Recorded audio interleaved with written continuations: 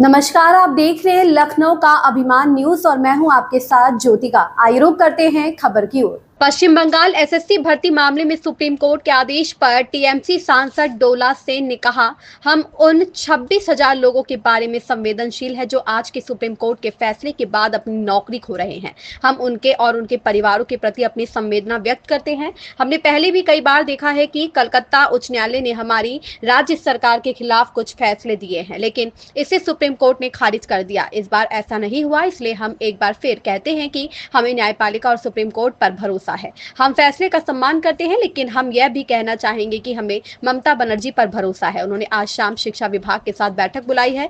कानूनी तौर पर इसे एक बार फिर सुप्रीम कोर्ट के समक्ष उठाया जा सकता है। सरकार की ओर से भी कुछ विचार और समाधान आ सकते हैं। जिन लोगों की नौकरी चली गई है उन्हें निराश होने की जरूरत नहीं है। हम उनके साथ खड़े हैं। ममता बनर्जी निश्चित रूप से उनके लिए कुछ करेंगी। दूसरी बात हम ये बताएंगे कि जो लोग 25-26 हजार हो गए करीबन, जिसका नौकरी चले गए सुप्रीम कोर्ट के वर्डिक्ट आज का जो है उसके मुताबिक, उसके ऊपर हम संवेदनशील है और उस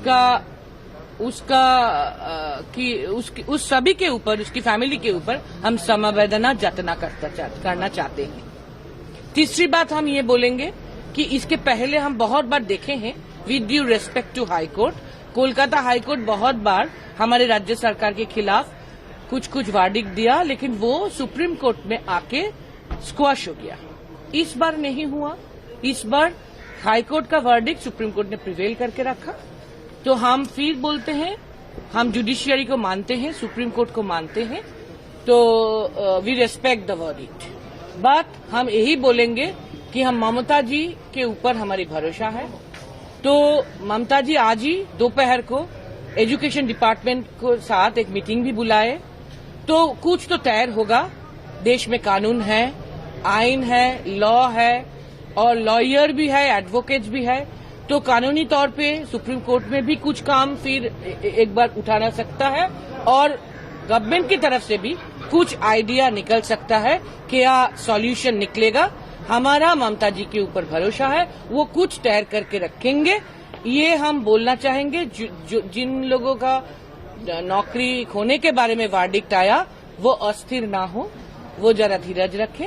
हम उनके साथ संवेदनशीलता के साथ उनके साथ, लेकिन ममता जी उनके लिए कुछ ना कुछ तो जरूर निकलेंगे। बीजेपी कह रही है कि ममता सरकार का, बीजेपी तो भ्रष्टाचार का आरोप बार बार लगाते जा रहे हैं।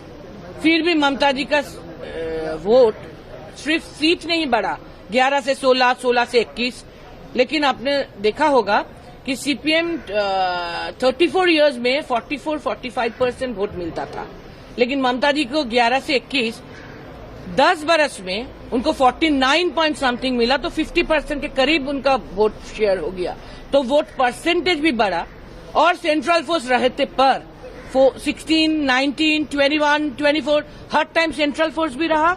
तो सेंट्रल फोर्स रहते हुए भी उसका वोट परसेंटेज 50% तक बढ़ा। तो आम जनता के साथ, पीपल के साथ, कॉमन पीपल के साथ ममता जी का एक ताल्लुक है, कनेक्ट है, वो बीजेपी कभी समझ नहीं पाएंगे। Thank you ji, thank you. इस खबर में बस इतना ही। बने रहिए लखनऊ का अभिमान न्यूज के साथ।